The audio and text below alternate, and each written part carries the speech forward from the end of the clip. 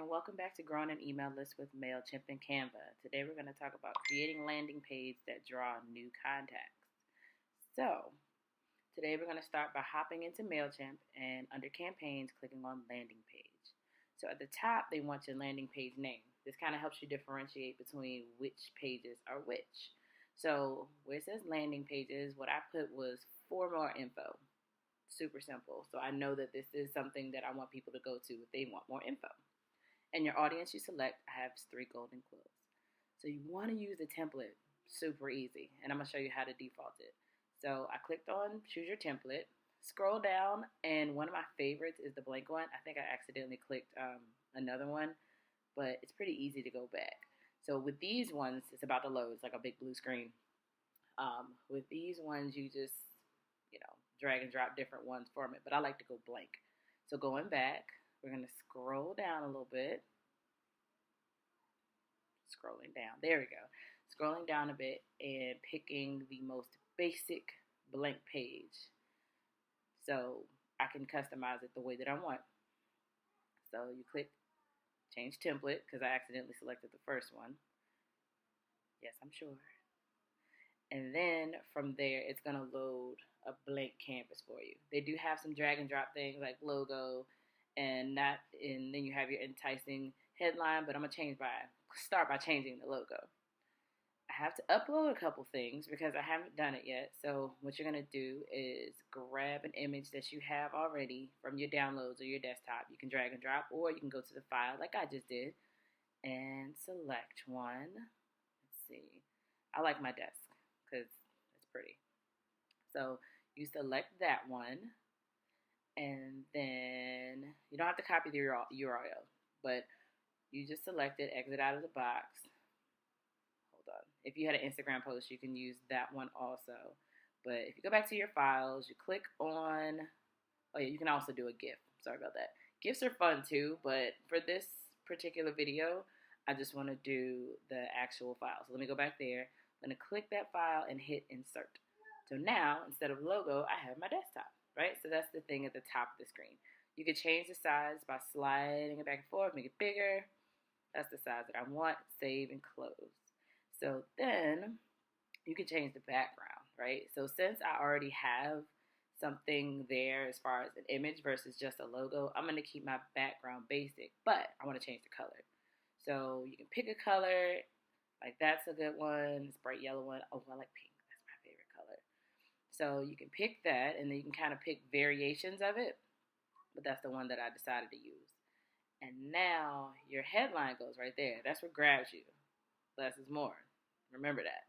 So I'm going to take that out of there, and let's see. I'm going to add some words here. It's taking a second to load. But you want to add a headline that grabs them. It reminds them why they were signing up for your list in the first place. So if you lose the size of your heading, you could just go back into styles and go back to heading. If you want to learn, you are in the right place. I like to use that one a lot because I like to show people how to do things, right? So then you're going to go down to your body. You're going to get rid of all of this. You really don't need a lot of words for your landing page. They don't really care about that, honestly.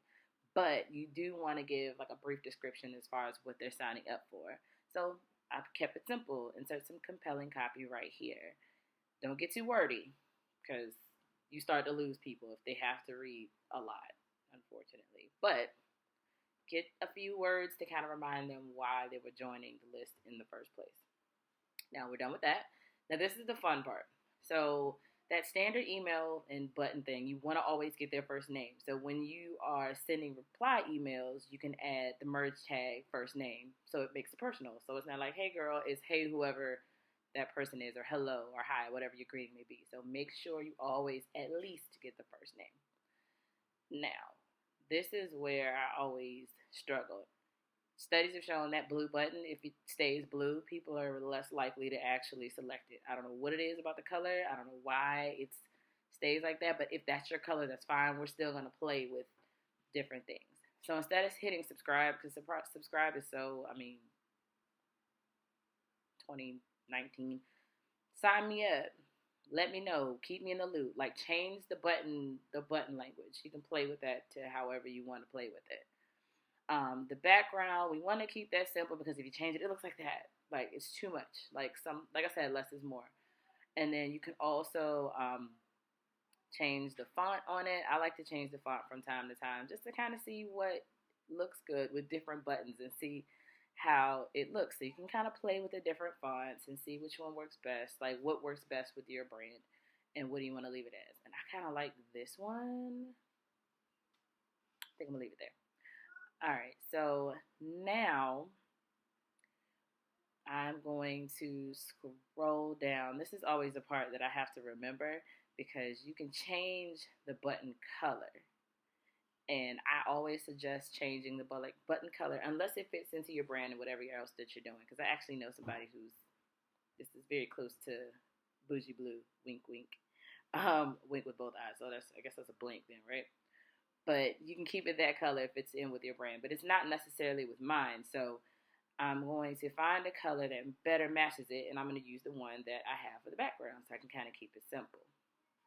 So from here, you can change the shape of your colors. You can add borders, like all of that. I added a border. I didn't like it. Taking it off. I don't like the border. It's got to go. But what I do like to do is like round the corners a bit. Hold on. Not important. Get that out of here. Sorry.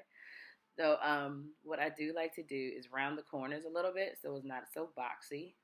You can keep it square if you like. It's, again, dealer's choice. It's whatever you want to do. And then I like to add a shadow to kind of lift it off the page a little bit. Check that out, right? So then after all of that, hit save and close. So now let's check out your brand new landing page. So see the color all on the side. You scroll down. If you want to learn, you're in the right place. You have that bright heading, and then you have as less information as possible in the middle. And then you can click on mobile to see what it looks like on, mobile desktops. So scroll down. My screen just doesn't like me today, but it's okay. So this is what your landing page is going to look like. And, sorry. Kind of playing around with the different buttons. But this is what it is. So whatever you want to do as far as updating the header, the body, the style, anything like that, you're good. But you're not done. So you have to scroll down. Your page title, this is what they see when they click on this link. Like it's what is the banner at the top. So make sure you put something that's not ridiculous. So I'm going to have TGQ signups because it's simple.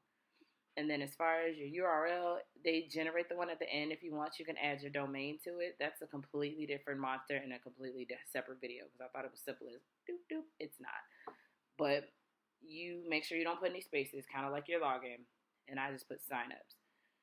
So it kind of keeps an idea. It keeps track of your different campaigns. And then your content is already there. If you needed to edit the design, you'll hit edit design. But you don't have to.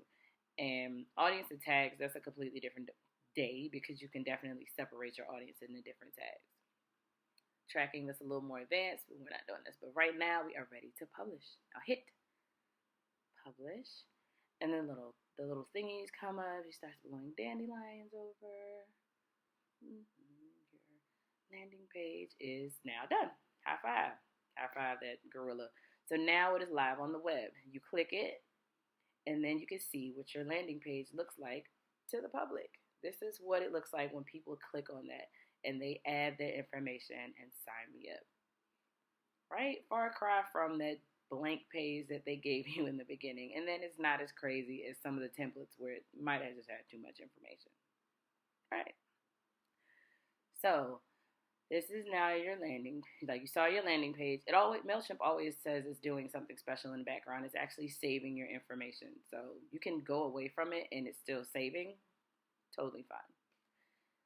Now from here, you have to actually share your list. You can check your campaigns to see it, and you can get your link so that you can share it into your social media platforms.